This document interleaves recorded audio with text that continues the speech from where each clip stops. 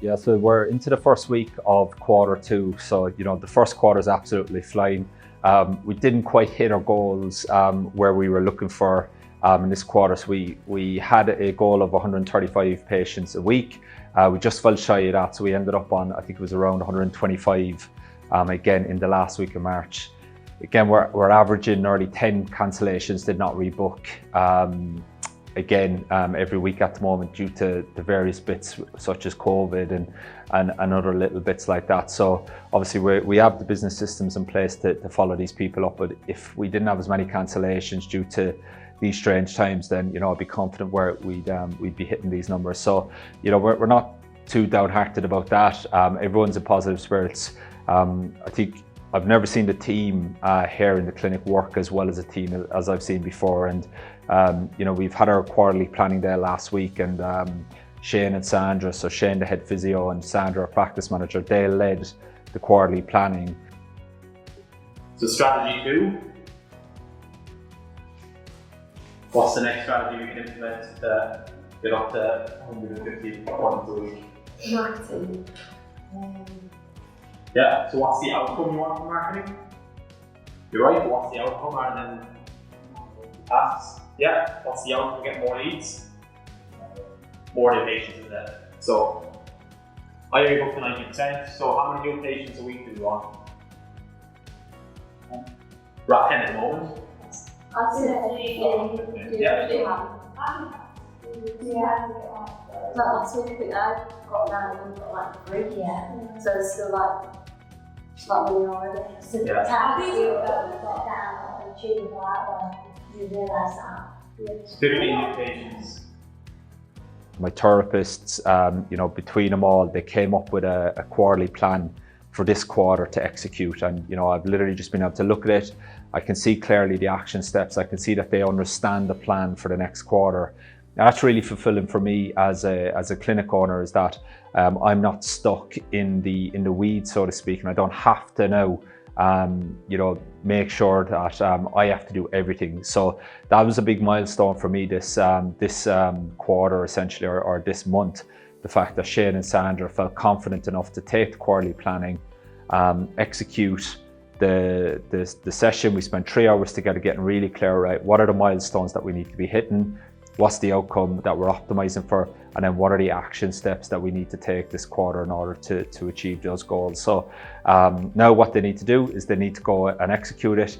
And what I'm really trying to do now is step back this quarter. So last quarter I was very, very involved in the business again.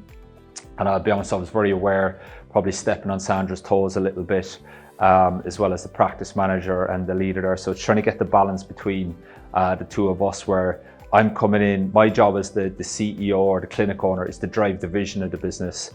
And, I felt I've done that this quarter, or in the last quarter. We've refocused on where we're going. But now I really want Sandra and Shane to drive it on now, because they're the leadership team essentially. And we've got good therapists who are obviously leaders as well. But ultimately, for me to have a go-to clinic while having a great work-life balance, I need the leadership team to drive it. I can't always be driving it. So there's a subtle transition happening here in Q2, where I'll be taking a step back again from this stuff. And again, as I said, that was a monumental milestone that I could actually step back for the quarterly planning. I'm going to be focusing more this quarter on the fulfillment side. So myself and Shane, we're really tightening up the controls within the business, in terms of we're starting to attract a lot more tricky patients now again with our marketing message and our advertising. So we need to make sure that our therapists feel confident to treat these patients, and we're putting some controls in our pre-screening questionnaires, helping the admin to screen for those things as well. Because again, we're changing our marketing message. There's going to be second order consequences that we need to consider with that. So we're just putting a lot of work into that as well. So there's a bit of a backlog in our marketing at the moment. So Yeah. I was going to do all the clinic stuff this week. I'm going to push that back to next week, because then Laura's free next week and Romeo will be free to build the website out. So what we talked about, like positioning ourselves to people who fail traditional approaches, and like really putting the guarantee up on the website and stuff like that. Yeah. So we'll do all of that next week. You're on with the 8% sold videos this week as well, aren't you? So we'll have it where when they book an appointment, we'll send them that video, which is a bit like the letter, but the whole point of it is to increase the perceived value. So like in that story today, why I put the story bit is they'll understand now that we're different to every other physio, because we've had to go through this pain, and then we look at the body as a whole.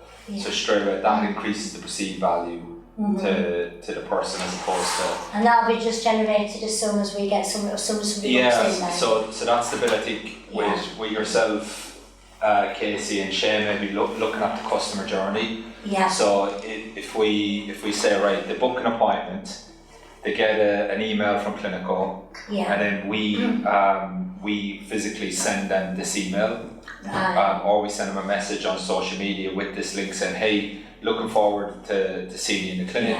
Here's a quick video to know what to expect. And then they watch that video, and then they're going to fill in a pre-form, isn't it? Yeah.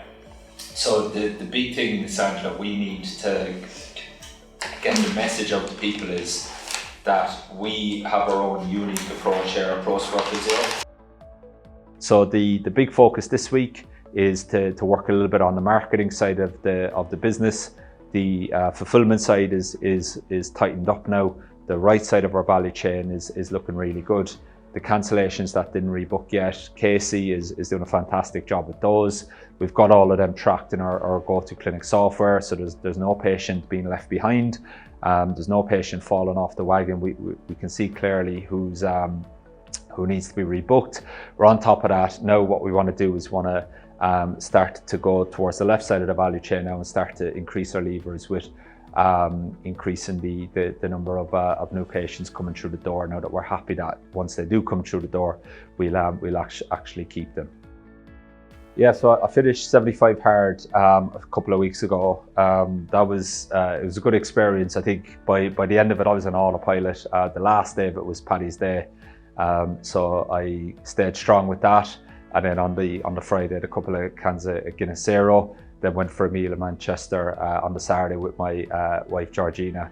Had a lovely meal, had a lot of desserts, and enjoyed myself a bit there. Still haven't had any alcohol. I'm still a little bit nervous, I suppose, about going back in that. I'm definitely seeing the benefits of the clarity and decision making